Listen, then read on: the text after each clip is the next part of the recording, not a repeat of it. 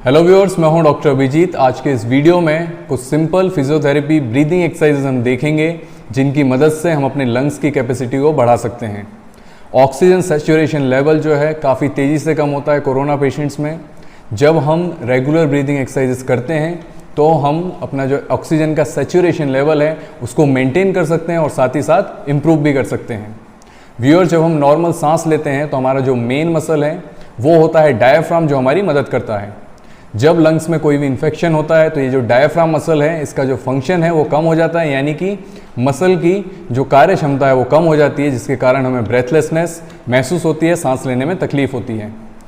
जिन लोगों को severe corona के सिम्टम्स हैं और साथ ही साथ जो लोग हॉस्पिटलाइज्ड हैं उन लोगों में एंग्जाइटी यानी कि घबराहट होना काफ़ी जो कह सकते हैं कि कॉमन सी बात है, जिसके कारण सांस लेने में और भी हमें तकलीफ महसूस होती है।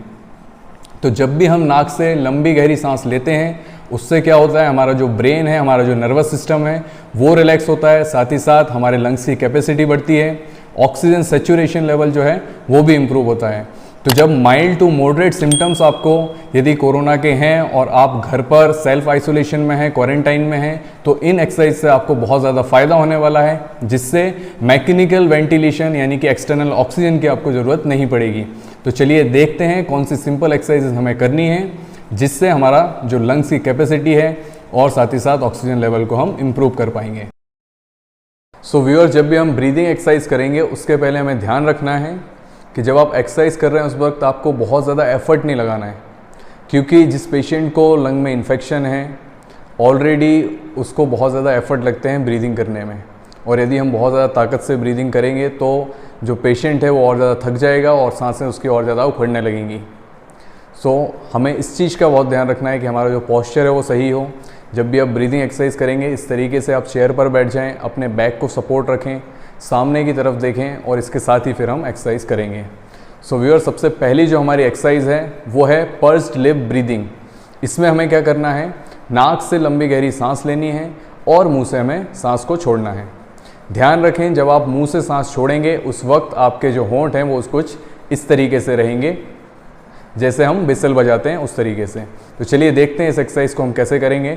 नॉर्मली आपको सामने देखना है, अपने आप को पीछे सपोर्ट कर लेना है, नाक से लंबी गहरी सांस लेंगे,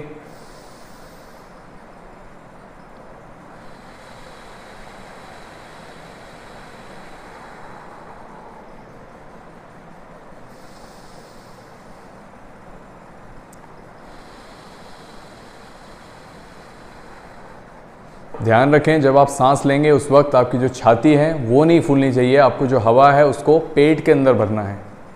फिर से एक बार देखेंगे, और जब भी आप लंबी सांस लेंगे अंदर की तरफ उस वक्त आपके जो होंठ हैं वो बंद होने चाहिए।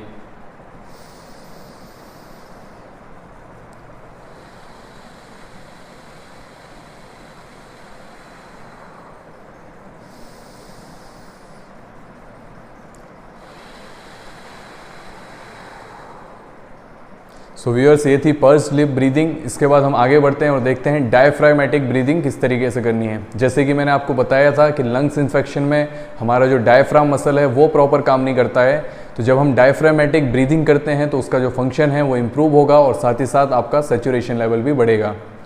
इस एक्सरसाइज में हमें ध्यान रखना है कि जब हम नाक से सांस लेंगे उस वक्त आपका जो छाती है वो नहीं फूलनी चाहिए। इस तरीके से आप दोनों हाथों को पेट पर रख लें। अब जब आप सांस लेंगे तो आपको पेट को बाहर की तरफ फुलाना है, आपको प्रेशर नहीं डालना है। जब आप सांस लेंगे तो अपने आप आपका पेट बाहर जाएगा और फिर आपको सांस धीरे धीरे छोड़ देनी है।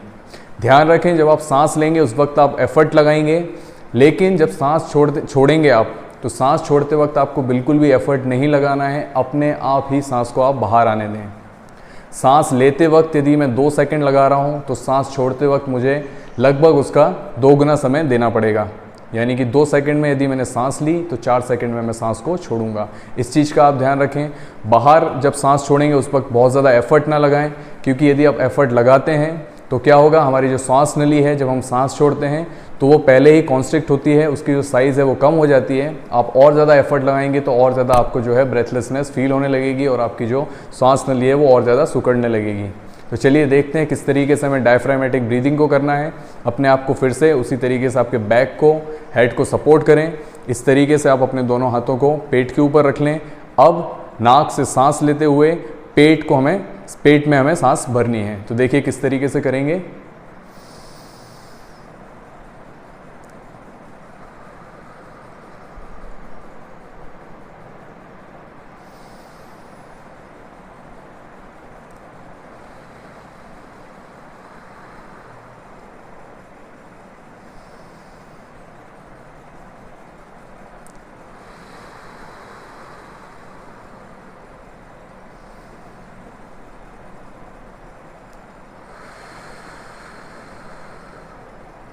सो व्यूअर्स, ये थी हमारी डायफ्रागमेटिक ब्रीदिंग की पहली टेक्निक। दूसरी टेक्निक में आपके जो हाथ हैं वो आपकी पसलियों के निचले हिस्से पर रहेंगे, यानी कि रिब केज पर रहेंगे इस तरीके से।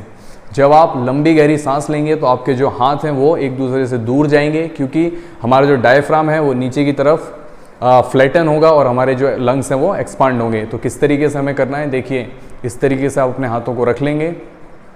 अब वापस से रिलैक्स पोजीशन में आकर धीरे धीरे हमें लंबी गहरी सांस लेनी है नाक से।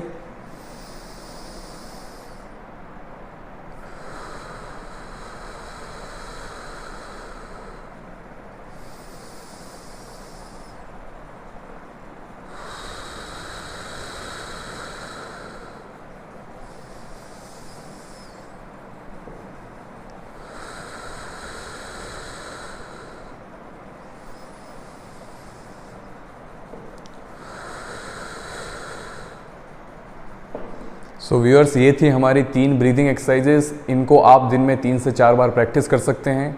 इससे आपका सैचुरेशन लेवल जो है वो डेफिनेटली बढ़ेगा, आपके जो लंग्स की कैपेसिटी है वो बढ़ेगी, और साथ ही साथ आपकी जो एंग्जाइटी है, जो आपको घबराहट हो रही है, वो भी कम होगी।